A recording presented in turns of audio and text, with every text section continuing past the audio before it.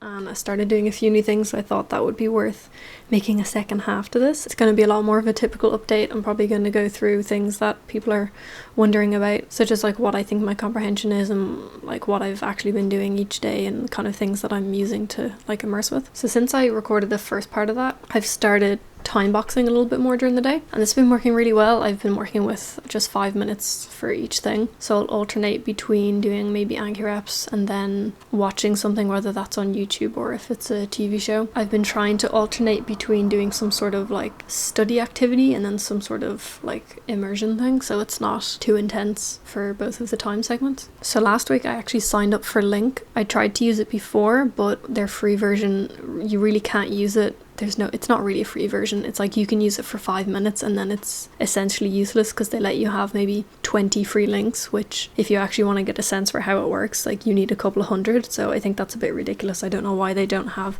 a better like demo option. But anyway, I decided to try it out for a month, so I paid for just 1 month. During the first day I was like, I don't think I like this, but I kind of stuck with it for 1 or 2 days, and then I actually kind of realized how it worked, and I've been doing it for about a week now, and honestly I've actually really enjoyed it, and it's something that I think I probably will keep up with. The price is something that's not great, like it's much too expensive, to be honest. I think I'm going to keep it for maybe 2 or 3 months and see how it goes, because I saw that when I went to go and cancel my subscription for the month, it gives you an offer for 3 months for half price, so I think I'll hopefully stick with that and see how it goes. And the way that I've been using Link has just been like reading through stuff. They have a built-in SRS, but I used it 1 or 2 times and I really don't like it. It's too kind of clunky, and it's, after coming from using Anki, it's just not great. I don't like it, so I don't need to use that, it's fine. They also have an option that you can export your saved links or selected ones. You can export them as an Anki deck, so you can import them into Anki. So that's what I did with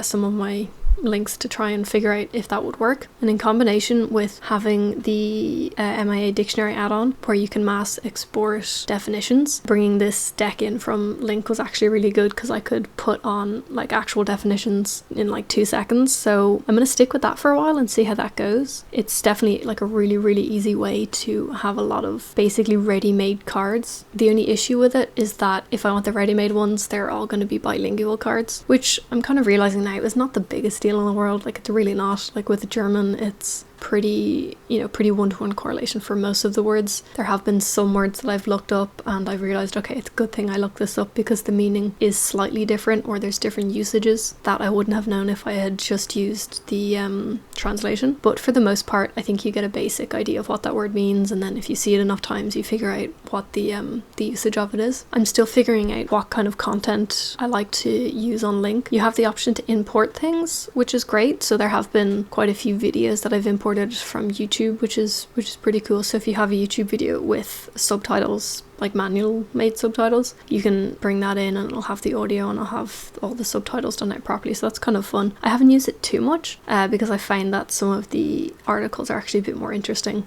Yeah, so I'm gonna stick with that for the next while and kind of see how it goes, and I think if maybe after 1 month of using it, I might make some sort of update on whether I think that's useful or how I find it, if that's something people are interested in. And then moving on. So the thing that I've been using for the vast majority of like passive listening is the podcast Easy German. And for anyone who's also learning German, you probably know about this. For anyone who's not, it is like learner content, but not in the same like dumbed down way that a lot of learner content is. There's a whole group of YouTube channels that are easy languages. So you can have Easy German was the first, and there's like Easy French. I've heard it's gotten very big, and they have a couple of different languages, and they do a lot of just on the street asking native people questions. So it's a lot of like actual native speak. It's not dumbed down. So that's their YouTube channel. And then Easy German specifically came out with a podcast maybe over 6 months ago, and sort of similar to the videos. It's not like dumbed down learner content. In their introduction episode, they did make it very clear that they're not dumbing down what they're saying like a lot or anything. Like, they're speaking relatively normally, like maybe a little bit more clear, just so they're like actually enunciating things. For the majority of it, it's not a dumbed down version of an actual conversation, which I find really good. And the stuff they talk about in the podcast, it's about like a lot of different topics, so they do cover like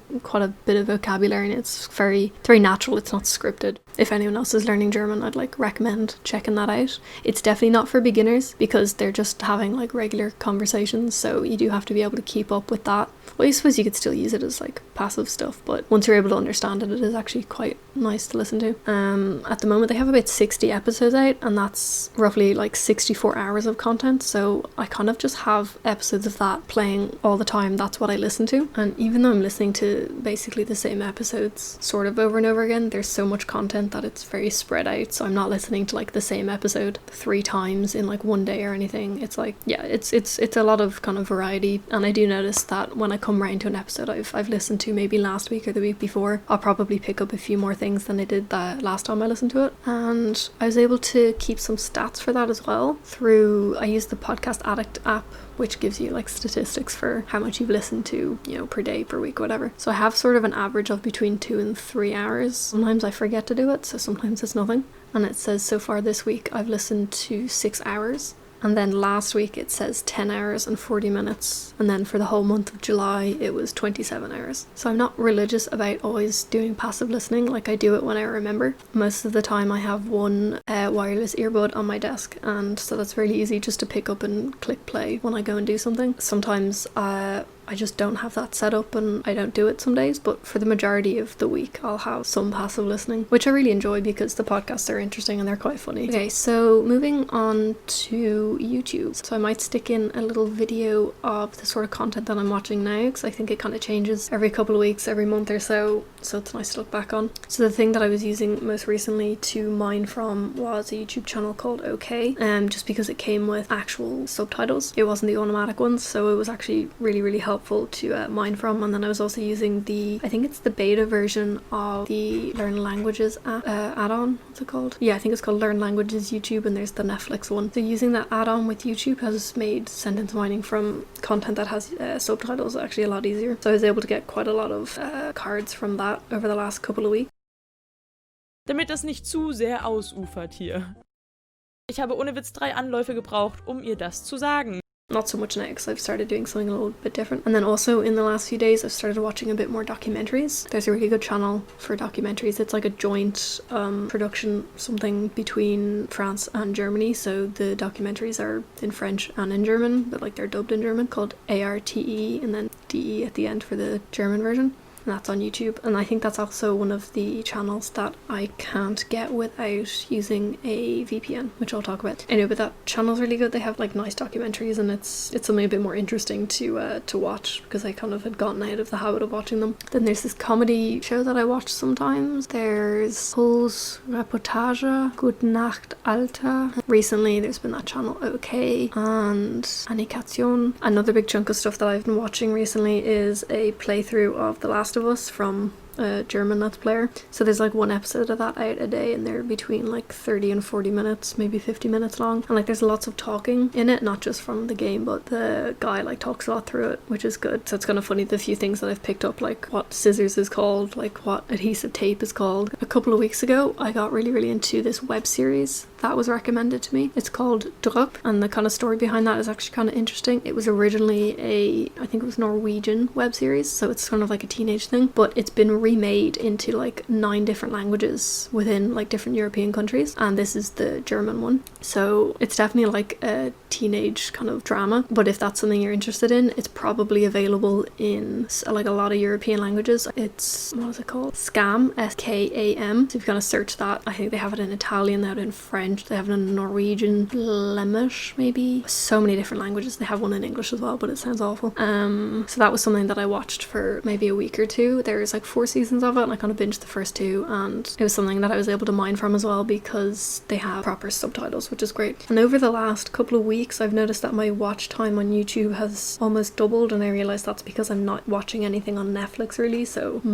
all of my like active watching time has mostly been spent on YouTube. So I have between like 2 and 4 hours a day on YouTube. And then to touch on Netflix a little bit, like I said, I'm not really watching much on Netflix at the moment. Recently the new season of Dark has come out, and then also the new season of How to Sell Sell Drugs Online fast. I've watched a few episodes of Dark, but I'm not really into it. And then I also noticed that How to Sell Drugs Online is sort of hard to understand just because there's a lot of talking, and I find that I need the subtitles if I want to actually follow the plot. So I watch that sometimes. But while talking about TV shows, another show that I'm almost finished is Turkish for Anfänger. I'm sure if anyone is actually German watching this, they know what that is. What I thought would be interesting is to go back and watch the first episode or one of the episodes from the first season and see kind of what my comprehension was like, because it was definitely above what I was comfortable with at the time that I watched it. And then I think I mentioned earlier that I started using a VPN. So I tested out a few different VPN services like ExpressVPN. I think I tried Nord. Unfortunately, none of them worked with getting German Netflix. It just seems to be a bit of an issue with them, which is a bit of a bummer, because there's a lot of content on Netflix that is German original content but only available in Germany, but also a lot of dubbed content. The German dub is only available on the German Netflix library, which is frustrating, but I've kind of given up on that. It doesn't really matter, it's fine. But another thing that I found is that using a VPN on YouTube is great, because there's a lot of content that's only available in Germany just because of their radio licenses. I think they use a lot of music and stuff, and so a lot of stuff is blocked outside of Germany. So that show that I mentioned earlier, the web series, that's geo-blocked to Germany, so I was able to watch that. And then also some of the documentaries were also geo-blocked, so it's definitely worth it. It also means that I get German ads, so that's just, you know, a little bit more immersion there. And then moving on to Anki for a little bit. As of the last month or so, I've been doing around about 10 cards a day, not always, and I would mine mainly from using the Easy German podcast because it comes with a transcript, but also videos from the YouTube channel OK, which also have subtitles. And I find that I was able to do 10 cards a day if I just put in the effort to make them. I didn't always though, so there'd be some days that I just didn't have any new cards, or maybe I only had 5. And then in the last week with using Link, because I'm able to export things, that just means I have like a pool of ready-made cards, so I've added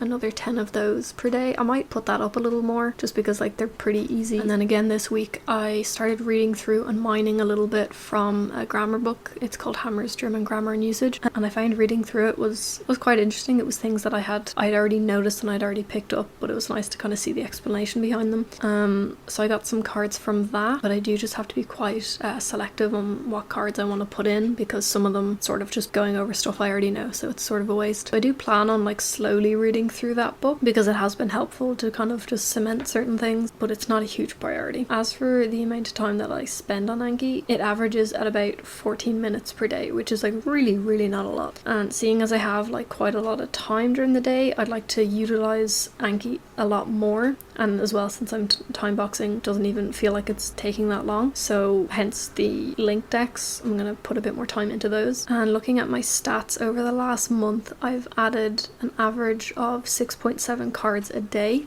with a total of 209 cards, but I think about 80 of those cards were from the grammar books, so it's probably more like 120 cards maybe from actual sentence mining. And the size of my deck at the moment is about 4,000 cards. There was about 1,000 cards that I either deleted or moved out of the deck because they were from a pre-made deck that I had stopped using. There was about maybe 600 to 1,000 cards left of that deck that I had never studied. And then moving on to reading. So I really enjoy reading, but I just forget to do it regularly. So I'm actively reading 2 at the moment. I'll kind of switch between the 2, and then on the side I'm reading sort of another 2 or 3. The rate of words that I don't know while I'm reading like novels is still quite high. I feel like I can follow the story, which is grand, but I'd estimate that like 20 or 30% of the words are still like unknown. And while reading books on paperback, I don't look up words just because it takes too long, and if I want to do that, I'll do that in Link. I think I mentioned in the earlier part of the video about speaking. I think I'll give myself another 6 months to a year before I think properly about trying to get better at that. I'm kind of glad at the moment I do actually have a lot of time to put into focusing on German, and having stopped tracking things over the last kind of month or so has been really nice. It's just a lot more relaxed, it's a lot more enjoyable, and I've realised that the time I'm spending with German hasn't actually significantly gone down, which is interesting. So I suppose over the next couple of months I'm going to focus on seeing how Link goes, if that's something that I want to continue using, trying to utilise Anki a bit more,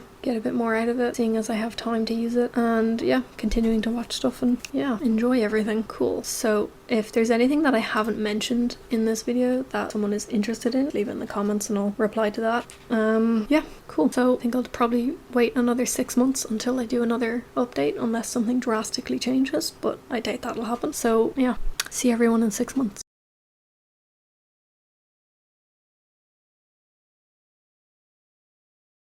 Wir sprechen ja echtes Deutsch. Das möchte ich auch nochmal sagen. Wir sprechen in diesem Podcast echtes Deutsch, so wie wir es auch untereinander sprechen. Wir sprechen auch mehr oder weniger in einer normalen Geschwindigkeit.